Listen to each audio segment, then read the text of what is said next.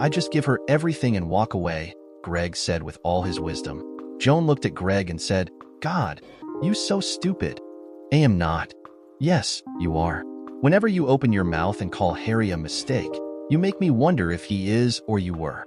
Mum piped in before it got worse. Enough you two. This is ultimately between Harry and Diana. They will make the choices that are best for them. Dad got up, throwing his hands in the air and walked away. None of you gets it? Life sucks.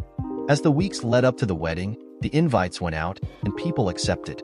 There was a bit of a breakdown of various groups that we were involved with.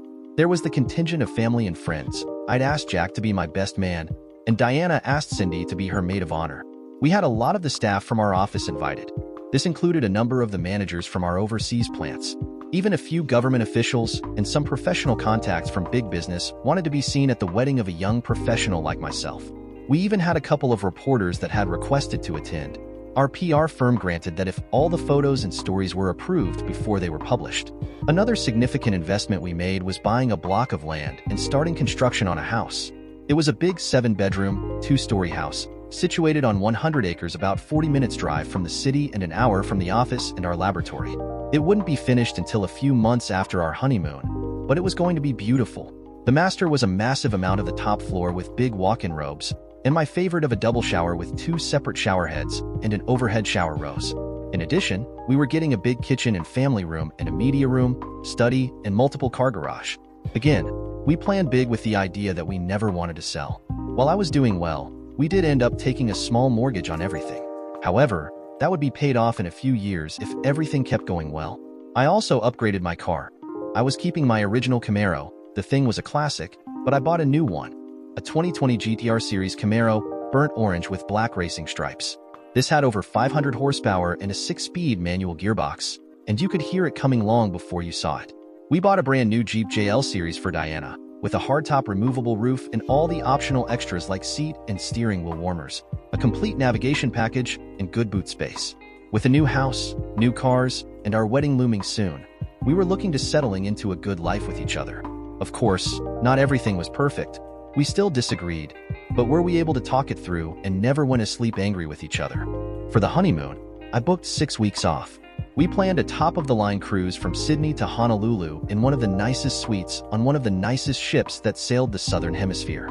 What was better was that Diana was banned from devices and disconnected while on board the ship. After that, it was just going to be us. The months moved by at a lightning pace, and suddenly, it was time for me to get married. The wedding day was clear and warm. As I stood at the altar waiting for my bride, I felt the butterflies that I am sure that every man gets right before they tied the knot. Jack noticed. Don't worry, buddy, there is always time to run, he laughed, and Greg, standing beside him as one of my other groomsmen, because you couldn't have a brother and not have him be there, chimed in. Yeah, mistake. Run now, and Dad and I will take care of her and all your money for you, Jack elbowed him. Just then, the music started and Diana appeared. After a few minutes getting herself in order, she walked down the aisle on Norman's arm. As she had no living family, he had been overjoyed to accept the role of walking to me standing at the altar. Norman had one daughter that was a young teenager. He was dreading the day he had to do the walk and saw this as good practice. They both made it down without incident. As the ceremony progressed, we took our vows. When the minister asked if anyone objected, we heard a grunt just as we saw Mom grab Dad's hand and squeeze. But that was it, and we were married. The reception was terrific. Diana had played to my taste buds, and in place of a standard wedding reception buffet or set menu, she had hired some of the best pitmasters from all over the state. We had a barbecue off. 3 different crews had set up 2 days ago in a field that we hired just for the reception, and they brought seasoned smokers to create ribs, pulled pork, sausages, and wings, along with sides of cornbread, slaw, and chili fries. It was a reception where almost everyone went home happy. Even my father would have to admit that the food was good. As the evening progressed, we cut the cake, performed the bridal dance, and did the rounds together and separately for a while. I spoke with everyone making a circuit around the room and Norman, and I even interviewed a reporter about how marriage would help us innovate. I have no idea what I said, but I am sure it was good because everyone was smiling.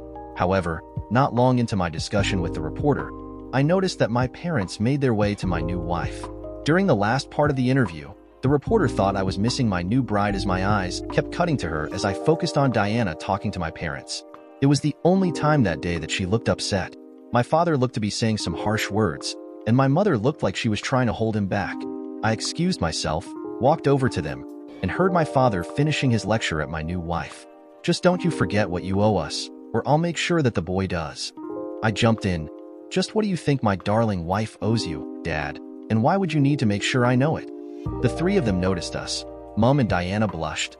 Dad looked like he was about to explode, but before he could, Mom jumped in. "Your dad, who has had one too many to drink tonight, was expressing how we introduced you to—" "Wow, nice save, Mom," I thought. I was going to question it, but Diana looked at me embarrassed. There was more to the talk, but she asked me to let it go with pleading eyes. "Not a problem, but if you will excuse us, Mom and Dad, we need to finish a couple of things and head off to say our goodbyes so this party can break up." Diana grabbed me, and we walked back to Norman where Jack, Cindy, and Norman's wife June had joined him. We went through the traditional throwing of the bouquet. Cindy caught it. I slapped Jack on the back, but he smiled, whispered to me he had already bought the ring. After our goodbyes, we climbed in the limo that work had hired for us, stood up through the sunroof, and waved to everyone as we left.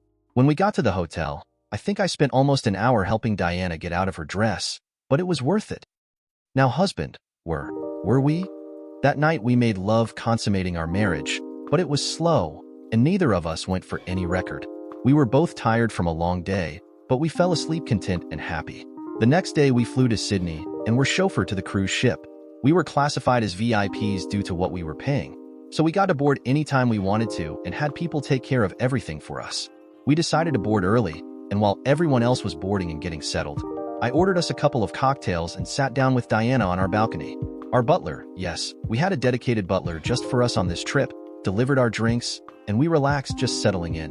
I thought it was an excellent time to address the end of the reception last night. "Dee, are you okay?" Last night at the reception, I felt like something was going on in the conversation with Mom and Dad, so I interrupted. "But I'm out of the loop?" Diana blushed, took a sip of her drink, took a deep breath and sighed. "You're right, Harry, there was something there. But, unfortunately, it's not my place to say anything. It's theirs. But the part that you walked in on was your father pressuring me now we're married for you to give them part of your business. I don't want to lie to you, honey. They say that if I can convince you to do that, they will not tell you some secrets that they have, that the belief will destroy us. But, still, you in particular." She held up a hand. "I don't know everything, but I do know enough to know that it would hurt you. But as I said, it's not for me to say. It's them, and telling you without them would cause us more harm." She looked a little downcast. "I am sorry, my love. This is not how I wanted to start our honeymoon. Please understand that I love you so much that I am fighting for you against the ill will they have, particularly your father. I never want to see you hurt, so I will stand in the gap and hopefully, one day, they can tell you." I'd been married one day, and we were already into the heavy marriage territory of trust issues. But as we sat and sipped our drinks, I know in my heart that Diana loves me fully and completely. We sat for perhaps 5 minutes as I tried to rationalize my thoughts. On the one hand, my wife didn't want to tell me something because she was scared for me and thought telling me a partial truth that wasn't her story to tell would hurt me. On the other, she was my wife, and we needed to trust each other in everything. I decided that I would travel the more complicated path of trusting my wife even though it hurt. I can admit this makes me upset. There is a secret here that involves me, my family, and somehow you're also involved. She nodded, and I sighed. "However, Di, I am going to trust you. I believe that you want the best for me, for us. I am a little fearful, but as long as you stay by my side and help, I will let you lead the way in this." She got up off her chair and came and sat on my lap and kissed me. "My husband, my love, I am sorry to have to do this, but I want the best for you and tell you what I do know will cause more pain and not help. So I need a little time to get this sorted for you." Again she kissed me. "But this is not the forum for such a conversation. This is our honeymoon, and I believe that you owe your new wife some ravishing." So I did. A little over an hour later, our initial lusts satisfied and feeling a little better, the dark cloud of my family pushed back over the horizon. Diana and I walked hand in hand out and around the ship. At first, our butler, Phil, escorted us. Then, however, we excused him to explore ourselves. Those first few days were magical. We spent time sunning ourselves, hanging out in the spa. We took in shows, got into a few matches of shuffleboard and table tennis. The ship stopped at islands, and we got guided tours of tropical locations. Dee had bought a sexy navy blue sports bikini, is sat tight on her toned body, and the bottoms pulled in a little tighter around her hips, exposing more flesh than a usual bikini but keeping her modest. I was a little jealous but proud seeing more than one guy, and even a few girls turned their heads to stare as she walked by. I must admit that the most fun we had were the evening-themed parties. Everyone would dress up to the theme. All white, back to school, Gatsby, great fun. We also got invited to dine with the captain as VIPs, then got a tour of how the ship ran behind the scenes. And of course, we made love. Every day, at least twice a day, we made love. In fact, it was one of the shore days when we had come back from the beach and Diana had taken off her swimsuit that we both had an experience that we both loved. Loads of sex, I must say. For the rest of the trip, we were just a couple in love on their honeymoon. We spent most of our time together, and I don't know that I have ever had as much sex as I did while we were on that boat. When we disembarked in Honolulu almost a month later, we were tired but relaxed, feeling like a newly married couple. I had booked us 2 nights in an excellent hotel to end our trip, a penthouse loft with views back over the water and the city. The first day we slept and pretty much waited for the world to stop swaying. If you have ever been at sea for any time, when you get back to the land, the world sways back and forth as your body adjusts. Sleep helped a lot. Of course, holding the love of your life was also great. The second day, we hung out by the pool and spoke about what we would do when we got back. Diana was only a couple of subjects shy of completing her college degree, and she was hoping to spend some time looking for a job. She knew that she didn't need to work from what I made, but she also wanted to stay active, and she wanted to find a way to contribute before we settled down to have kids financially. Speaking of kids, we both agreed that we wanted them sooner rather than later, and that once we got home, Diana would go off the pill, and we would start trying and let nature take its course. We both felt we were old enough for kids and wanted to ensure we were still young enough when the kids left home to keep doing things together. We talked about completing our dream house, which was being worked on, and we would be able to move in a couple of months. We loved the ideas of barbecues and our kids' birthday parties by the pool. That got Diana horny, and her maternal instinct started in. More sex for me. The next few months were amazing. We were loving being married, and we made love all the time. We also spent a lot of time with Jack and Cindy, Norman and June. The house was finished, and we moved in even though the pool and landscaping still needed to be done. Upon my return, we had more orders than ever at work, and all our sites were running at capacity. I was doing about a week a month away from home, 2 of those trips international on average. However, each time I traveled overseas, Diana came with me, unwilling to leave my side. Having the money helped to afford her to travel with me easily. During the day, while I worked at whichever site I was at, she would sit in my office and work on little projects designing for the house or emailing people in support forums using the benefits of our counseling course. She also talked to a lot of the admin staff on site. They were always friendly, as it's never a bad thing to be on the good side of the boss's wife. Sometimes she would go and visit landmarks being driven around by one of our staff. We were having a ball, and in some ways, it was a continuation of our honeymoon. When we got home, we got to planning our lives. We still headed up to the monthly family gathering.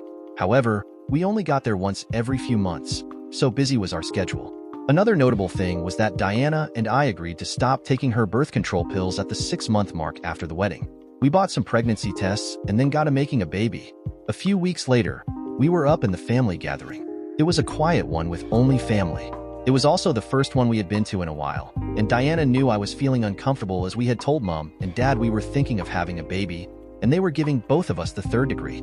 Joan and Greg were just sitting back and watching, and I was getting tired of being put under the microscope by my family for everything. Every decision or choice that I had made was always the wrong one in their eyes. They had all the excuses.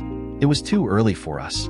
We should focus on our careers. They thought having a child was not something we should be doing. Even Joan and Greg decided to say they thought we were stupid to consider kids early in our marriage. After a particular belittling series of comments from Greg about how I must be so small because I would need so long to have a child, I was already a pathetic husband, and how Diana must be with me for my money. I had enough. For years, I had been taking shit from all of them. Nothing I ever did was good enough for this so-called family. It was time to go. I stood, pissed off that no one ever stood up for me unless it involved money. D, get your stuff together. We're leaving. Everyone looked at me. I was suddenly the focus of everyone in the room. Where are you going, boy? The voice of my father asked, trying to be the authority in the room. I'm going home. Why would you want to do that? We're you family, he responded. I know he never really wanted me here. However, in his mind, I had to come and go on his terms. For once, I let my anger and disappointment in them shine through. I don't know that you are my family. Everyone looked shocked. Family care for one another. Sure, they have a poke at each other now and then. They fight and disagree. but they are there for one another. This family has never stood by me on anything. Whenever I need something, any of you, I said, in particular, pointing at my father, you give me every reason why I can't do something. You belittle me and tell me life isn't fair, so I should give up and just do what you think I should, which is never in my best interest. Not once in my entire life have you ever helped me. I have never had a positive fatherhood experience with you. Instead, you shower love and affection on that a-hole when he is the largest screw-up I know. Starting to shout and now pointing at Greg while letting my eyes bore into my father. You give your little princess anything she wants. She just has to pout or pretend that she's upset, and you give in. I once had a great sister. However, as she gets older, she becoming more and more a selfish bitch. She has no idea how the world works because daddy does everything for her. And you, I said now, not just pointing but glaring at Greg, have done nothing but beat me black and blue since I was a kid. I've learned that I could have gone to the police and had you in trouble with the law for years for what you did to me, mental and physical abuse. You're a bully of the worst kind who belittles others to hide his pathetic inadequacies. What was worse, I defended you to everyone and hid the evidence that covered my body. Just now, you question my manhood when you yourself can't hold a woman for more than a month. You know why they leave you. It's because you think you're God's gift to womanhood when that is far from the truth. In your mind, they're all wrong because your parents could do no wrong. Well, let me lay it out for you, big brother. You are a pathetic excuse of a man. Sure, you have muscles, but you have no idea how to use them for your betterment. No idea that every word dropping out of your mouth makes you look like a total idiot, and most of the people cringe the moment you open your mouth. Just now, you could do nothing but pour venom at me for some slight trying to tear me down. But just because your pecker is under 5 inches when it's hard, and mine is larger and longer than yours when soft, does not excuse your poor and pathetic comments just now. Grow up. I started looking at each of them. My family cares nothing for me. My sister and my mother could not care two shits about what happens to me. And the only time that Joan gives me any attention is when it comes to money. No one was saying anything. They were just staring at me as I continued my angry monologue. Talking of money, yeah, I have it. Do you know why I never give anything to any of you? Because again, you don't care. I put myself through university because you refused to pay anything. I stood up and created the business with Norman, and you told me I was an idiot. Yet once I was successful on my own merit, you think that you all deserve all the money that goes with it. You think because I have it that I should give it to you without any question. You all love money more than me. For you, in your pathetic minds, it's the only reason you keep me around, thinking you might get some of it from me. As I understand, your little construction business hardly keeps you afloat as you live too big for your own capacity. So you keep asking for my money, you keep badgering Diana to make me give some to you. But none of you can show any reason whatsoever that you should get a dime. I don't think you understand the concept of loving someone and letting them gift your money, and what's worse, I don't trust a single one of you. The only one here that gives anything of a rat's shit about me is my wife. I have only come to this stupid gathering for the last few years because she has asked me to. She keeps telling me family is important because she knows the void of not having any. But you know what? Starting right now, I will learn about it because I am done. You can all screw right off. Let's go, D. I turned and walked, grabbing my keys and wallet from the kitchen bench and Diana and my phones. I was halfway out the door, Diana meekly following me before Dad tried to respond. Now listen up here, boy. I whirled back and glared at him, my mother sitting beside him, still shocked, withered at the force of my expression. No, Dad, now you listen here. My name is Harry. It's not boy. It's not mistake. It's not any other belittling name that you can all think of. It's Harry, and in case you need to spell it as you have never said it, that's spelled H-A-R-R-Y. But you know what, call me whatever you want from now on because I am done with you and all of this family. Goodbye. Without another word, leaving everyone in shock, I walked out and jumped into the Camaro. Diana got in silently beside me. I tore out of the driveway, leaving tire marks and a lot of smoke burning rubber as I tore away. I glanced back and saw them standing out the front, watching me go. It didn't take long before the call started. First Dad's phone, which I ignored, then Mom's phone. Even Greg and Joan had to go when that didn't work. They started texting me, and then even when that didn't work, they tried Diana. She wisely ignored everything. We had been on the road for almost an hour on the way home when Diana broke the silence. Harry, are you okay? No, I'm not, D. I have held all that in for almost as long as I can remember, and it keeps getting worse as time goes by.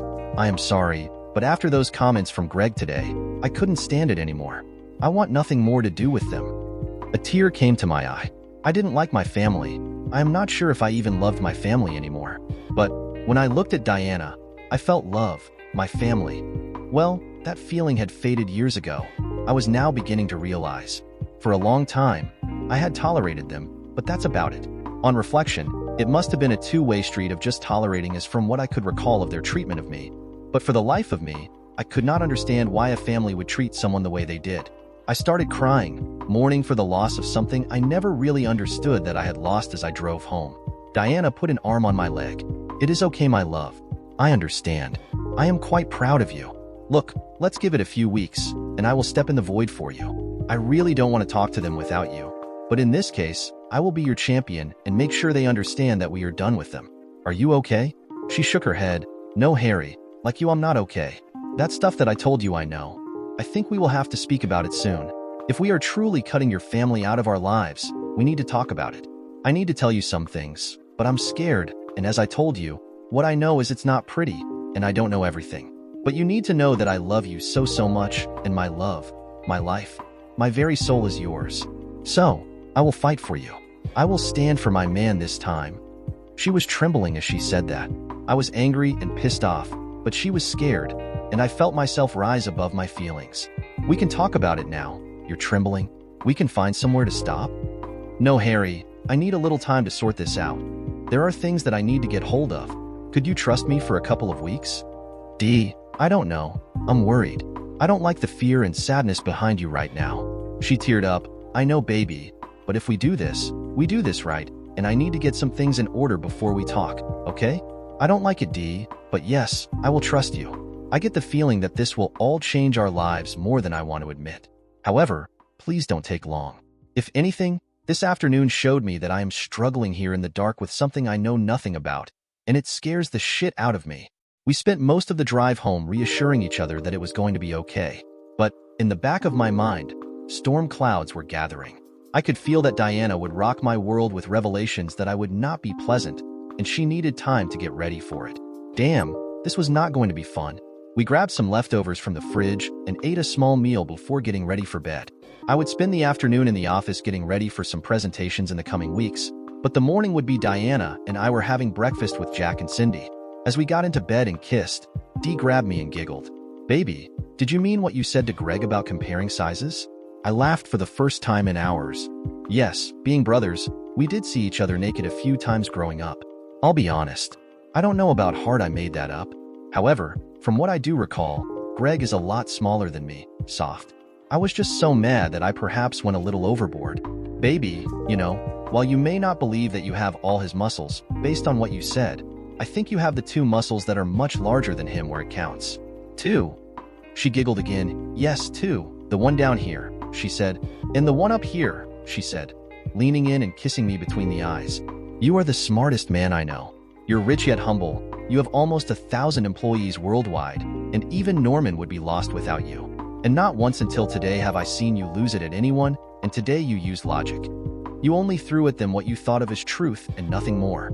As I said in the car, I was so proud of you. I love you. My wife suddenly looked at me in a sultry manner. "Now, Mr. Other, do you think you have it in you to fill me up and make a baby with me as you mentioned at your parents today?" My reply was nothing but doing what she wanted, and over the next hour, I filled her twice. The next few weeks were a little edgy.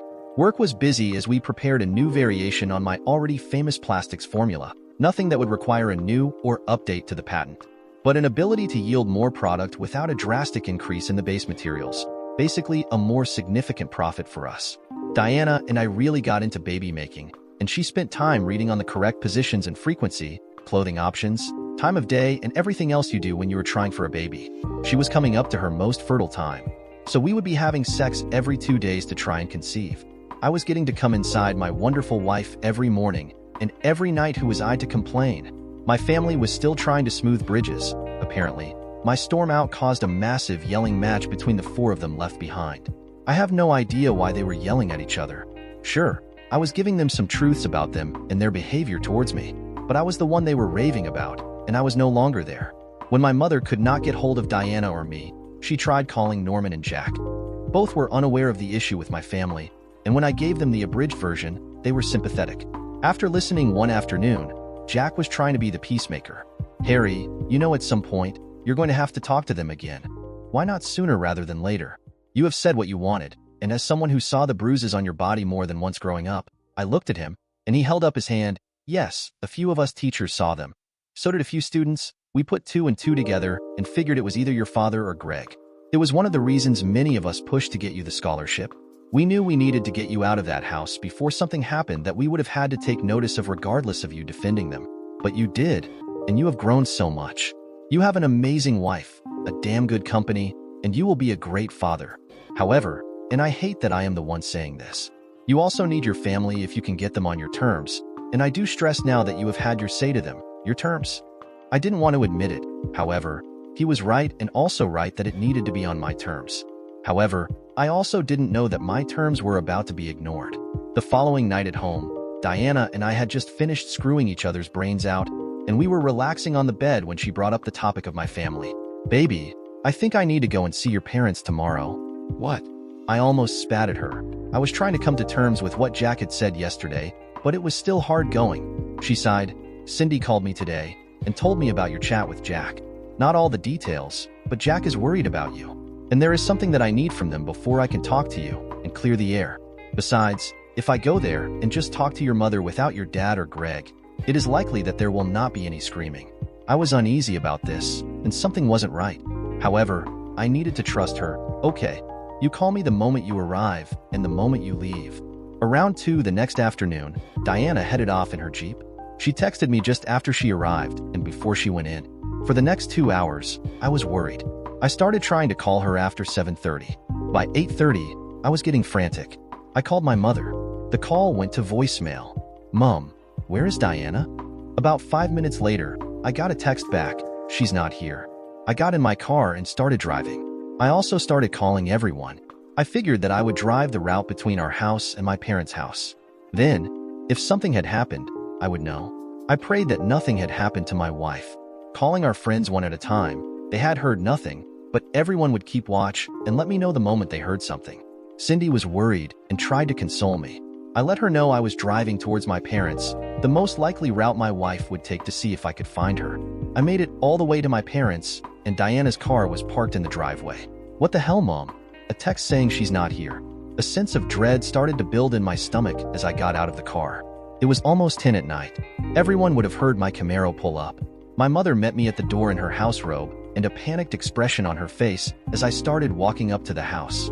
Harry, she tried to stop me. Harry, don't go in there.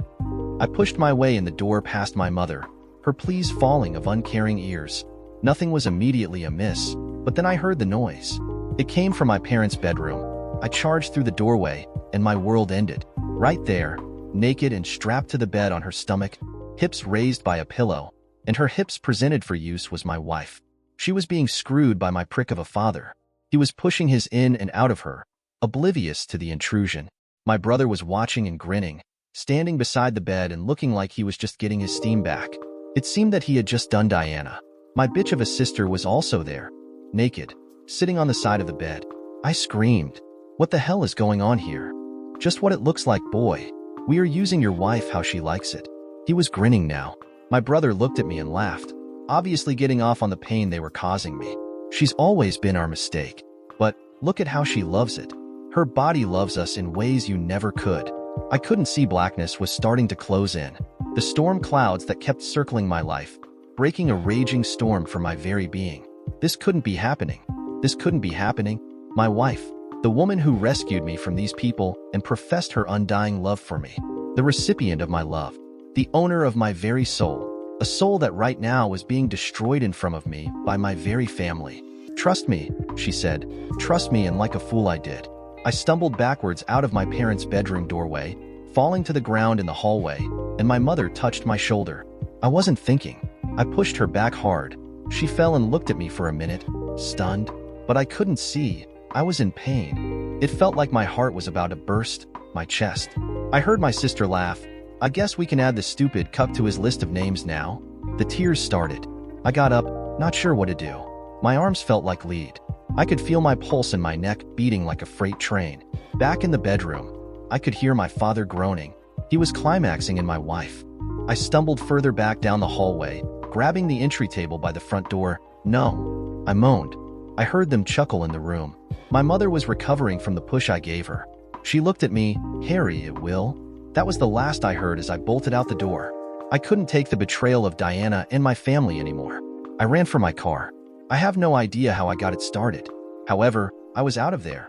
I was driving like a bat out of hell, crying, and I had no idea if I would be alive in the next hour, but I didn't care. As far as I was concerned, my life was now over. Every reason for my life was undone, betrayed by the very person that had promised to bear my children.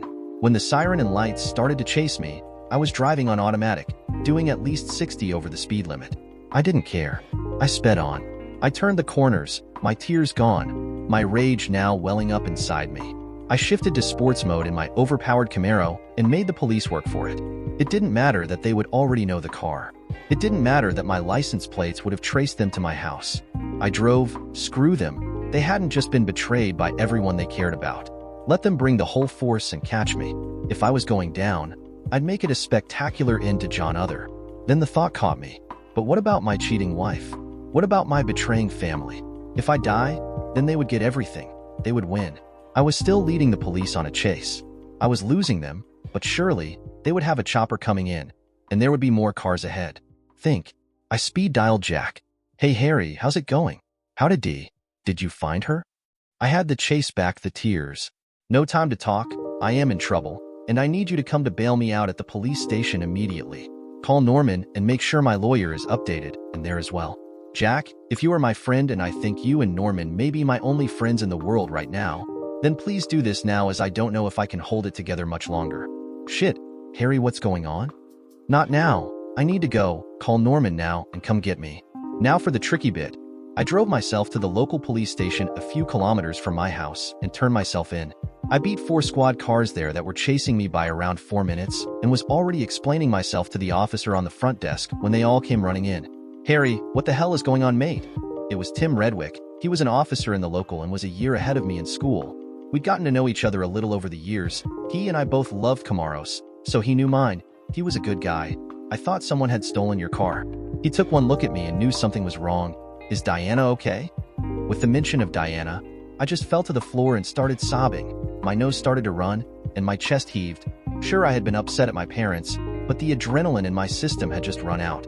I suppose they figured out I was no danger. My keys were with the front desk, and I was at the station. I was incoherent, and to be honest, I had no idea what was going on around me for a while. Finally, someone helped me up from the reception floor, and I was moved.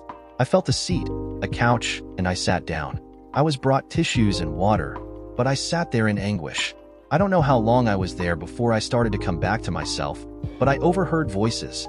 I've checked all incidents around the area, and there is no report of someone being involved with Diana's description that sounded like Tim. Harry told me that Diana was going to his parents' place yesterday evening. She was after some information that was important to them. Harry called me looking for her around 9:30. Then he called me close to midnight asking me to get Norman and Paul here because he was in trouble. What trouble is he in, Tim? That sounded like Jack. I don't know, Jack. Earlier Harry took several squad cars, including me on a merry chase. He's clearly in major distress right now, but also no one got hurt, and he came right here. So something is very, very wrong. Has he spoken about Diana at all? That was Norman. I instantly felt arms around me. Cindy was there. Shush, Harry. It's okay. We are here. What's happening? Where Diana? I fell apart sobbing again, mumbling to myself. Cindy managed to pick out the works. Betrayed. Parents. Before I fell to what felt like madness again. I think I fell asleep then. I woke with a start. I was lying on a couch with a blanket over me, a pillow under my head. I had been dreaming. Diana was moaning and being double-teamed by father and brother. My sister looked at me smiling. My mother's voice came out of my wife's mouth. You're just a skate. Don't worry, boy. This will fix it all. I almost screamed, but I managed to keep it together. I was in some sort of a lounge. On the other side was Norman, June sitting at a table. Tim was there too. However, Jack and Cindy, who I was sure were here earlier, were nowhere to be seen. My sudden movement caught their attention, and June was instantly by my side, her soothing voice quietly settling me down. It's okay, Harry. You're okay. You're still at the police station. It is mid-morning, and it's going to be okay. She was stroking my back. As I sat up, she moved to sit with me. She kept saying it was going to be okay. I had always wondered what maternal love would feel like. Now, June was acting more like a mother than mine ever had. Where's Jack and Cindy? I thought that they were here earlier. Tim, Norman, and June looked at each other. I don't know if you're ready to hear it, Harry, Norman spoke. I swallowed. I could feel my pulse start to race and my chest tighten. Diana? They nodded. I guess I need to hear it at some point. I steeled myself. They are at the hospital with Diana. Okay, the hospital. Wait, hospital? I may have been in pain. I may have felt like everything had fallen apart, that everyone had betrayed me, but I still loved her. Was she hurt? Did they end up doing a sex act that somehow had hurt her? Norman spoke again. Harry, we have spent the last few hours talking, and I think you have some idea of what happened to you last night. I know that if I were in your shoes, I would feel that what I went through was one of the worst betrayals ever. You feel that almost everyone betrayed you. We believe that what you must have seen pretty much shut your mind and body down. We managed to get 3 words out of you, and in short order, we had some ideas. So Tim here got a car over to your parents' place to try to find things out. Tim took over. Harry, there was trouble, and it isn't over yet. 2 officers knocked on your parents' door around 2 a.m. There were lights on, so they knew people were home. It took around 15 minutes of knocking before your mother came to the door. They didn't have probable cause allowing them to enter the house without a warrant, but the report from you was enough for them to question the occupants of the house. It took another 20 minutes of talking to your mother before your father came out and tried to send them away. His position was that there was nothing wrong. It was the only family in the house, and there had been no disturbances other than you coming to their place earlier and having an argument with your wife. He told the officers that he threw you out for disrespecting family and that your wife was staying to be looked after them due to your temper. He paused to look at me a moment. How you holding up so far? He asked. I ground my teeth. That is not what happened, but I sense it's not the end of the story. I'll keep it together for now. Tim nodded. Norman and June were also listening. They had not yet heard the report as I was not awake. They just knew that Diana was in the hospital being looked after. The result was that the officers had nothing else to go on and no further reason to stay. So they were leaving, however, as your mother closed the door. Your brother came out of the master bedroom naked and mouthing off. Dad, hurry up. She's waking up, and we need to drug her again before we can screw her. What? Norman, June and I screamed at Tim almost at the same time. We were all on our feet in an instant. Harry, Diana was drugged and assaulted. I could again feel my world closing in. My chest tightened. I started to hyperventilate. This time my anguish was for Diana. I was there. She had been strapped down and wasn't moving, but I never really noticed. OMG, what have I done? I left her there. I felt I was going into shock again. I was in the room, and I had thought? I began to fall back down, but June held me up. Harry, she whispered in my ear. Harry, don't fall. Diana needs you right now. She was right. I had betrayed her worse than I felt she had betrayed me. I needed to hear the rest.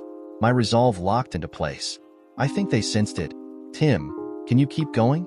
I need to hear this. He nodded. It's okay, Harry. This is hard for everyone. He took a deep breath. Apparently, it took a moment of Greg and your parents with a deer in the headlights look before they tried to react. First, your father tried to push the door closed. However, the lead officer pushed the door in and burst into your parents' bedroom, where Greg had appeared from. Next, your brother took off and ran into the back of the house. The officer would have pursued him. However, he had found Diana. His partner was calling for backup and drawing his weapon as the situation was escalating quickly. They found Diana strapped to the bed, crying and screaming for you. Your sister was beside her naked and lying back, eyes closed, getting off on the fact that Diana was helpless and couldn't do anything. In short order, there were an additional 4 officers on the scene, and within minutes, all of them were in the house, and more backup was on the way. Your sister was arrested there on the floor beside the bed, your mother in the front doorway. However, Greg and your father got away. Apparently, they both ran to the back of the house and teamed up on one of the officers searching for them. Then they did the same to a second. Both officers are in the hospital, and your father and brother are on the run. As for Diana, she was untied, and the officers covered her with a blanket until the ambulance arrived. Harry, she has some understanding that you were there last night. She's in a mess worse than you. She's sedated but keeps asking for you. Even asleep, she keeps saying that she needs to protect you. Well, I need to go then. I need to go to her. I need you to hang on a few minutes, Harry. Due to everything that is happening, you are not under arrest. However, I need a statement from you, and there is some processing to be done. Diana's in the hospital, and she's safe right now. When can we get him to his wife? June asked. Soon, Harry. Can I take your statement? The sooner we do this, the better. So, for the next hour, I told Tim, along with Norman and June, who had been permitted to stay, what had happened, how Diana had gone to talk to my parents following my blow-up at them. I explained how there were some things that she needed to have a serious talk with me about my family. I expanded further, letting them know how I had been freaking out. I headed to my parents after I got the text message that she wasn't there, how I found everyone in my family practically naked and my mother in a robe and had barged in to see my father screwing Diana, who was tied to the bed. I related to them how at the time I had thought that Diana was a willing participant and how I fell out and ran, how I was fleeing in pain, driving away, and just wanting everything to end. I told my audience how I came back to my senses once I started getting chased by the police and went straight here to hand myself in, calling Jack to get Norman and a lawyer. I explained how I collapsed and knew almost nothing other than a few flashes once time arrived, and I fell to the ground waking up here a little while ago. Tim was making some notes, and he asked about the names and cut comments. Something was going through his brain. Finally, I explained, my father has never called me by my name. Greg has always called me the mistake. So I suppose they thought the cut comment was belittling me further. Harry, this is a sensitive one. When we were at school, you would often come to school in clothes too big, and there was a rumor that you were always walking funny and had bruising. When medical staff did the initial inspection of Diana, they found that not only had she been restrained, but she also had bruising on her back, consistent with being beaten. Would this be related? I could feel the fuse to my anger was lit. My family had beaten my wife as I had been, drugged and assaulted. The woman I would walk barefoot over broken glass for was beaten because of me. Shit, I needed to be strong. I explained how I was beaten by Greg when he felt like it growing up, how the system worked where I was barely tolerated. I told them how my achievements were belittled. It took perhaps another 10 minutes till Tim was satisfied, and he asked us to wait so he could file his report. It took perhaps another 20 minutes before Tim was back. Okay guys, there are a few things here. First of all, the charges around speeding and evading police arrest have been dropped in favor of you undertaking a defensive driving test. To further smooth things over, I took the liberty to talk to the station commander and put you in for generous sponsorship of a few of our upcoming police charity events. This was by far the biggest issue for you legally, so you are now free. Before I could move, he continued, I am arranging a car to take you to the hospital. I don't think you are in any condition to drive. Looking at Norman and June, we can also take both of you if you like. However, there is one other issue. We looked at Tim. Your mother and sister are being held here. He let that sink in. Your mother, she's asking for you. This one was easy.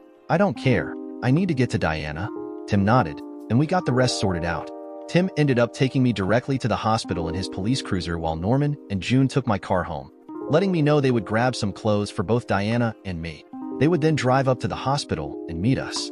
When we arrived, I was taken directly to the private suite that Diana had been given. After coming out of emergency and confirming her status and insurance, she was being given the top-tier treatment. She was hooked up to a number of machines and was resting fitfully.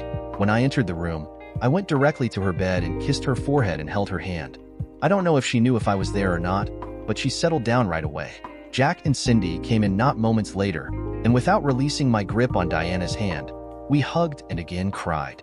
The next few days were an emotional roller coaster. People were coming and going. Norman, June, Jack, Cindy, Tim, some of the team at work that knew both Diana and I. Word had gotten around that Diana and I were in some serious shit, and a lot of the city was getting behind us. We got cards and flowers from so many different people. Most I had no idea who they were. That first night, I slept in the chair beside Diana. I think it was about 2 a.m. when I felt a hand on my head, and I looked up to see her awake and just staring at me. My hand had not left hers since I arrived. I am so sorry, was the first thing out of my mouth. Please tell me you love me. Her eyes desperately looking into mine. I love you so much. To think that. Shush. She used a weak hand to guide me in, and I kissed her, sweet and gentle. Then, I crawled on the bed and trying not to disturb any of the equipment attached to her. I wrapped my arms around my wife, my beautiful wife that had been through so much. Then we cried together until we both fell asleep. The following day, the hospital staff bought a unique double hospital bed in. I could stay with Diana. She had an 4-drip and was on some painkillers and other drugs. So, she, and by an exemption, we would be in the hospital for a few days. Later in the afternoon, Tim and a female officer came by. With them was Norman, June, Jack, Cindy, and Paul, my lawyer. Tim and the female officer, Karen was her name, needed a statement. So, Diana asked Paul as our lawyer and me to stay as she talked. It was almost as horrific as what I had imagined. Diana had gone around to my parents to talk to my mother about my fight with them. She had wanted to be an olive branch between them and me. However, she also wanted a few of my documents, including my original birth certificate and a couple of other legal documents. She was there around 20 minutes, sitting with my mother on the couch we always sat on at their place when Joan brought them all a cup of tea. She recalled the tea tasting a little strong but didn't think anything of it until she woke up, naked and strapped face down on the bed a few hours later. "Oh, look, the mistake's little wifey is awake now," laughed Greg, grabbing her hair and spitting in her face. "Mr. High and Mighty Mistake thinks this one is so amazing, so pure, that there is nothing she can do wrong. Well, guess what? We're gonna make you ours, and the mistake is gonna raise kids that aren't his," Greg laughed hysterically. "Enough, Greg," said my dad, walking in the room with both Joan and my mother. "The boy's little princess didn't play ball with us the last few years, after everything we did for her. She thinks we forgot, and that she's untouchable. Well, now she's going to learn how this family really works." He looked at my sister. "Joan, go and get everything. Martha, make sure that we are not disturbed." Greg welcomed the boy's wife, just like you would welcome him home. With that, Greg got a sadistic grin on his face and began to drool and lean over, raising one fist above his head and struck Diana on the left side of the back. Diana screamed, "Welcome to the family, bitch." With that, Joan re-entered the room carrying some vials and needles. She had a big smile on her face. Again, my dad instructed and directed. "Now everyone gets ready. It's time to take care of the guest of honor." Everyone started undressing. "Now, just to explain everything to you, my dear," my father leaned into Diana. "I know you are not going to join us willingly, so we're going to give you a little hand. My beautiful Joan has with her is a strong sedative. They use this for a few different things, including brain surgery, where the patient needs to be awake but unable to feel. With this drug variant, if we have it right, you will be semi-aware and feel everything, but you won't respond or move." At this point, Diana began to struggle against the bonds. "Greg!" Another fist slammed into her back. Diana cried out, then stayed still. "That's better. Now what's going to happen is you're going to join this family function. Greg and I are going to screw you. We're going to do this every 2 weeks until you're pregnant, and you're going to give the boy his treatment so that when you're pregnant, you will make it look like it's his." He laughed. Diana tried to scream. Greg raised a fist, and Diana flinched. The pain in her back was already aching. "Now, Diana, see, I can use your name. See how I can be reasonable. I just stopped Greg from striking you again. If you play ball with us, we will look after you. Now you're going to let the boy raise our kids, just like they're his for a few years. And you are going to play nice. If you say anything, I will let him know we're doing you, and let me know our history." Joan then reached over and stuck a needle in Diana's arm. "Done. She will just a few minutes, Dad." Joan positioned her naked body in front of Diana. She was disgusted seeing her husband's younger sister naked and enjoying this torture.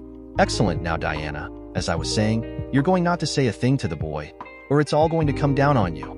He will kick you out, and you will be homeless. So tonight, we are all going to have our turns with you, and tomorrow you're going to go home and let him know you talked late into the night, and it was easier to stay here." He didn't know at the time that I had been trying to call Diana, and my mother had responded with a text saying Diana wasn't there. "Diana, know this, just as he is not my son.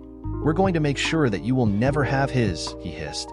From there, everything got very blurry, whatever the drugs were kicking in. She recalled sobbing in her last moments of awareness, desperately wanting to wake up from the nightmare. She believed they had taken her several times. At one point, she thought she heard Harry's voice and tried to wake up enough to scream, but she couldn't. The next thing she recalled was a blanket being put over her as she came back to some sense of reality, then coming in and out of dreams and waking up with Harry here beside her. By this point, she was crying almost uncontrollably. Diana, my wife, had been beaten, abused, assaulted, taken against her will, drugged and tortured by people that were supposed to be my family. I wasn't upset anymore. I was angry. No, as I listened to her tell the story, I was beyond angry. I was going to destroy them. My father, my mother, my sister, and yes, even my neglecting mother. They would have to crawl down into the darkest pit of hell to find any let-up from the wrath that was coming their way. How could any sane person do what they did? For the umpteenth time in my life, I wondered what I had done to them to have them treat me like this. After taking Diana's statement, Tim and Karen bid us farewell and would come and check on us later. Everyone else was about to come back into the room when a thought struck me. I asked everyone to give Diana and me some more time. They were a little perplexed, but sensing that this was something serious, they closed the door and let us be. They knew a little of what had happened, but I doubted that our friends knew the whole story. As they closed the door, Diana looked a little worried, and I will admit that I was also a little concerned.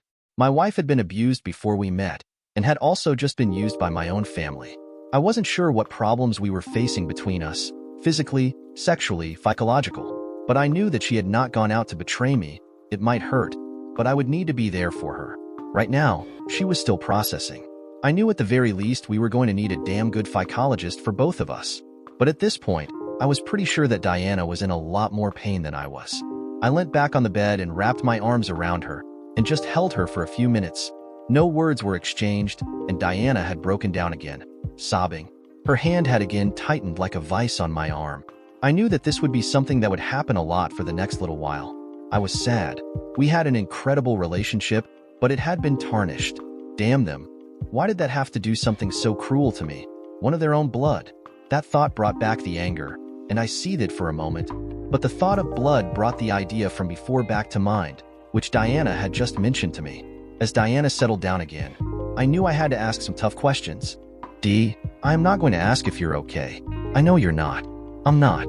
And I want you to know that I am still totally and absolutely in love with you, even after everything. So, I can tell you we're going to get through this, and I would like to get through it together, okay? She turned and looked at me. She had taken off her glasses, and her beautiful brown eyes were ringed red. Her face was blotchy. Her nose was running. She was a woman in distress, but as she looked at me, I think she knew I wasn't going to run. She was searching for hope, and she needed an anchor. I so desperately wanted to be that, but I had to know more. A few minutes ago, as you were telling us the story, you mentioned something that I had never heard anyone say before. Do you mind if I ask you about it? If you don't want to talk about it, let me know, and I'll leave it be, okay? She nodded. You mentioned the statement, "He's not my son?" Diana, what did he mean? He's not my son? For a moment, she worried, then looked at her hands, then she looked at me. She was struggling to talk and kept looking for me through her hands, but she told me, "My love, this is one of the things I have wanted to tell you. It was why I was after the documents from your mother. One of those documents is an old DNA test that they had on you. Roger is not your biological father. So many things just fell into place. So all these years, they all knew and kept it from me. Why? From what I understand, they didn't know until you were around 3 years old. Then you started growing up, it came to light that your mother had an affair. You weren't built like your father and brother. Your hair was the wrong color, these sorts of things. Honestly, I don't know all the details, but that is where all the anger against you comes from. They view you are not part of the family, you're an outsider to them. They had to put up with you. And I believe that Roger would only provide what he had too and not one bit more. And you might suspect the affair is why your mother never stood up for you. You were her shame, the mistake that Roger thought should never have happened. Greg and Joan are his, but you were not. You knew?" She hung her head and nodded. "Yes, I found out a few months after we started dating. It was accidental as I was viewed pretty much just one of the family friends at that point. Your family didn't know we were dating, and I was loath to tell them, as you were fast becoming the most important thing to me. I had left my prescription sunglasses at their house. I kind of walked in on Roger. Sorry, I can't call him your dad anymore. Having a go at your mom over something you had done. I think it was over your chemistry patent. He mentioned that since you were not his son, he shouldn't have to put up with your attitude and that you owed him for raising you or something along those lines. They knew I had heard the last bit, so Roger walked out of the room, and Martha confided in me a few things. She paused for a moment, took a breath, and continued. There is more. Martha confided in me and showed me the DNA evidence, and she also hinted that she had a letter from your real father to you, but Roger would never allow you to see it. These are what I wanted to get for you. They are the reason I went to their place the other afternoon. I had hoped that I could get Martha to give me the documents without Roger being there, as they should be in your possession. I wanted to tell you so badly, but I couldn't tell you the story because it wasn't mine to tell. I knew Roger would never tell you. However, I was trying to get your mother to stand up for you at least once to tell you the truth." I sighed. My life was feeling more and more like a mess. I suppose it had been forever. I just never knew. I needed to move forward, though, and I thought of my next question. This one could hurt my already fragile wife. Why couldn't you tell me? Diana looked down at her hands and didn't say anything for a long time. Dee, why didn't you tell me? I need to know. There is a pain inside me right now, and I need the pieces of the puzzle to help put us back together. Her nod was almost unperceivable. This is a hard one, Harry. Do you recall right before our first time? I freaked out, calling myself damaged. I was not the pure woman I was supposed to be, not the virgin that I thought you deserved. I laid my hand on her arm. Of course, I didn't care. I wanted you to be mine, and you gave yourself wholly to me. Tears dripped down her face onto the hospital bed, but she continued. What I could never tell you was that I had an uncle that was still alive before I met you. I didn't know it until I was almost out of high school, but he was a blood relative. The Child Protection Agency thought it would be good to get me to live with a family member, have some stable roots, and all that jazz. Well, good old Uncle Clinton was not the family type. Oh, he took the money all right, but he didn't want a child. He drank a lot, and even did some fairly hard drugs. One night he came into my room and, she paused, sobbing. He hand holding mine like her life was about to expire. He came into my room and took me against my will. He took my virginity and ruined me. She cried, and I held her. I had never even suspected the loving, caring, dedicated sexual vixen that would screw me 3 ways from Sunday had such a horrible childhood. About 3 months later, he died. Overdosed on a bad batch of whatever he was taking. I hadn't been living there very long, but it was one of the worst times of my life. But I was now 18, and he left me nothing in his will, so I was back on my own will, only a little money and a just few clothes to my name. I managed to arrange a part-time admin job with a company while I enrolled and started college. It wasn't a lot of money, but it paid a few bills while I waited for the government study allowance. I found a cheap apartment with a couple of girls, which is where I met Cindy. But my issue was the company where I found work. It was a construction company, and you can guess which one. Yep, one guess, MJG Constructions, my former father's company. I had been there about 6 months. Roger always liked to invite people from the office to spend time at his gatherings. I think he thought it built culture, or showed he was an awesome boss, something like that. I nodded. We had always been told to be on our best behavior when the rolling crew of friends attended the regular gatherings. Well, after 6 months, there was a day where Roger came into the office and spent a whole lot of time talking to everyone but me. I was doing a lot of the admin, assisting in scheduling workers on jobs, getting the trucks rostered, that kind of thing. But after Roger did the rounds, he came and sat down on the side of the desk. He told me that he would like me to come to the next gathering, that he had a son that he would like me to get to know. He explained that you didn't fit in with the family, but as I was nerdy looking, his words, that you might like me. I was a bit taken back by the nerdy looking comment, but he went on to tell me he knew about my uncle's situation and that he could keep me employed and keep my history with my uncle under wraps with the company if I would come and get to know you. I shook my head, putting more pieces of the puzzle together. So, my father, Roger, my ex-father, non-father, something like that set us up? Yes, what I didn't learn till later after I announced you as my boyfriend. She smiled at that. The first happy memory all day, and I felt the sun peek from under the clouds. What I learned was that he introduced us because he wanted a way to get at your money. He knew from your relationship that he could never ask you for money. There was too much risk you would rebuff him. That point stained even the relationship with your mother. So he planned to use me as a lever to get things out of you. However, I quit working there once my college money came through. That happened not long after we met, and he didn't get to use me that way. So, how did you know about it then? She took a deep breath. He told me. It was after I announced us dating. He told me that if I didn't do things his way that he would tell you that my uncle had done things to me. He told me that he would make sure that you would never touch me since I was damaged goods. How did you respond? It was really hard. I was falling for you hard, so I didn't want to lose you. Also, him calling me damaged goods hit me hard. Still, I also knew you enough to know you would make your own choices, so I told him that I would be the mediator if you and the family needed to talk about things. But in no way would I ask you for money. That was yours. He could threaten me, expose me, but I would not betray you in that way.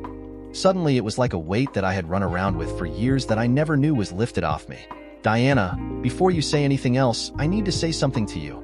She looked at me, and I could see anxiety building. She had just told me something that could end our relationship if I wanted, and was ready to burst again. And I felt her hands go even tighter on my arm. I patted her arm in return. You are the most incredible, amazing woman I have ever met. I loved you so much before I knew this history. I loved you as the center of my universe, and I did not think I could love you more. When I saw you on that bed in my parents' room, it was as if everything inside me was torn out, that my heart and soul were removed, and I was just an empty husk. Apparently, once I got to the police station, I was almost catatonic. My world had collapsed so badly. I had loved you so completely that I was lost to everything. She was about to break. Again the tears flowed. She looked down to her lap. You say loved. Has what they did to me changed your love for me? Nothing can change my love for you. She looked up at me. No, if anything, my love for you has become stronger than before. Diana, my love. You have been used, betrayed. You have fought for me, and never once have you done anything that would dishonor me. You went to that house to get something you thought I should have.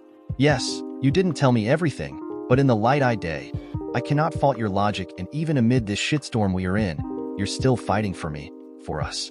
Diana, I could not love you more than I could right now. And I can tell you that there is going to be some wrath poured out on those that have hurt you. You can bet. I paused and got hold of myself. Baby, I know this is going to be hard. We're going to struggle a lot. But if you have me, I will be there every step along the way. With that said, I leaned in, grabbing her jaw and kissed her, deep and long, letting all my feelings of love flow into her. It lasted for a long time before there was a knock at the door. Jack put his head in. Hi, is everything okay? No, it's not, Jack. We are not okay. However, we have each other, and we will get out of this. I responded. But yes, bring everyone in. If Diana is okay with it, I think there are some things that I think you all need to know. Everyone came into the room, and with Diana's permission, I gave a summary of the last week and some of the family secrets that had been kept back from me. As I told them about my former family assaulting Diana, Jack and Norman got into a serious pissed-off mood. Then, when I told them about the fact that I was not Roger's son, that my mother had an affair or something like that, they were astounded. Then, when I told them about the plan to use Diana to get her pregnant and extort money from me, they were embarrassed for me. I laughed. Well, it backfired. I got the best of them with that. I got an amazing woman that we are going to stay together, and now all that money is going to go into making them all pay. We spent the rest of the afternoon talking. After a while, Diana withdrew into herself as some of the revelations about her past came out. Tim knocked on the door and came in. Everyone else sensed it was time to head off and left, letting us know they would check in with us first thing tomorrow. Tim gave us the update. They had a couple of leads on Roger and Greg, but at the moment they were still at large. My mother and sister were still locked up and had a visit from their company lawyer. Tim wasn't sure if he would be their lawyer much longer after hearing the charges were on the girls and what they would be for the men when they were caught. The company and family finances had not been frozen. However, that was also only a matter of time. We spent a few more minutes chatting, and he left, letting us know he would keep us informed. I sent a message to my lawyer letting him know I wanted to talk about bailing out MJG. Despite everything, there were a lot of people that relied on that company for income. If the business was viable, I could perhaps purchase it and keep them employed. However, I wasn't sure the lawyers would need to look at it. That night we slept in the big hospital bed together, wrapped in each other's arms. Diana was going to be in for another 2 days before they would release her. They were doing complete work upon her, and she needed to speak with the hospital counselor before letting her go. Fortunately, Norman and June had brought clothes and comforts from home for both of us, so we were good for creature comforts. In the morning, we showered together in the tight hospital cubicle, and while I think we both wanted to play as we would typically have, we just washed each other and held each other, feeling just a little bit of safety in each other's arms. Later that day, Diana's doctor, a woman by the name of Marge Hill, came in. Dr. Hill ran through most of the blood work, noting that Diana was in good health and could be released tomorrow despite everything. However, she wasn't done. There is something else we need to talk about of a sensitive nature. Usually, we do this one-on-one with the patient, so would it be okay if your husband leaves the room? Diana grabbed my arm. No, it's okay, Dr. Hill. You can say anything in front of my husband. Marge nodded. Okay, I had to check. During your blood screening, we noticed some hormonal indicators in your blood that were a little different than normal. In the trauma that you have been through, some changes are normal. The body goes through a lot of stress, but these indicators are something of more maternal nature. She closed out, seeing if we followed her logic. Are you saying that I am pregnant? Dr. Hill nodded her head in the positive. Yes, you're pregnant. And after what you have been through, it is the reason why we usually talk one-on-one. We need to authorize some paternity tests when the time is right. Boom. There it was. It was possible that not only me, but my ex-father or my ex-brother may have knocked up my wife. I didn't know how to feel, and neither did Diana. We were both confused. Dr. Hill jumped in. Look, I know this is hard for both of you, but can I ask if you were sexually active in the lead up to your current situation? I gulped and looked at Diana, and she nodded. Dr. Hill, we have been trying for a baby the last few months, and before this situation, we have been very sexually active almost every day. If that is the case, there is a strong possibility that you are the father. However, as unfortunate as this situation is, I do need to inform you there is a possibility that your father or your brother conceived the baby cold. Ex-father and ex-brother, I growled. She nodded. For what it's worth, I am sorry. However, hiding the truth no matter how hard helps neither of you. Is it possible that you can give us a few minutes? We need to talk. I managed to croak out. Not a problem. Look, I've got several patients to see, and when I come back, I am going to bring prescriptions for what you will need moving forward. Take your time and talk to figure out your next steps. She looked at Diana. Regardless of what you decide to do, know that that man beside you is one of the best I have seen. Not only has he been here with what has happened where most men would run from the hills, but I can see a determination in his eyes that I have yet to find. I just hope that one day I can have that too. It felt like there was a story behind that, perhaps a lost love or something. But Diana knew she spoke the truth. I was standing beside her. She had chosen to stand beside me in a wildly messed up situation and had paid a hefty price. Dr. Hill closed the door on her way out, and for the next few minutes, we said nothing and stared at everything except each other. We needed to break the silence and talk. How do you feel, Dee? Honestly, I don't know. I'm pregnant and I didn't know. I know I should feel happy, excited as we've wanted this since our honeymoon, but I am having difficulty being happy. I mean, with everything that has happened. She stopped and swallowed. What if the baby is not yours? I don't know, my love. I mean, in some ways I feel the same. I am so angry at them. I feel so helpless and guilty that I didn't protect you. I keep thinking that I failed you.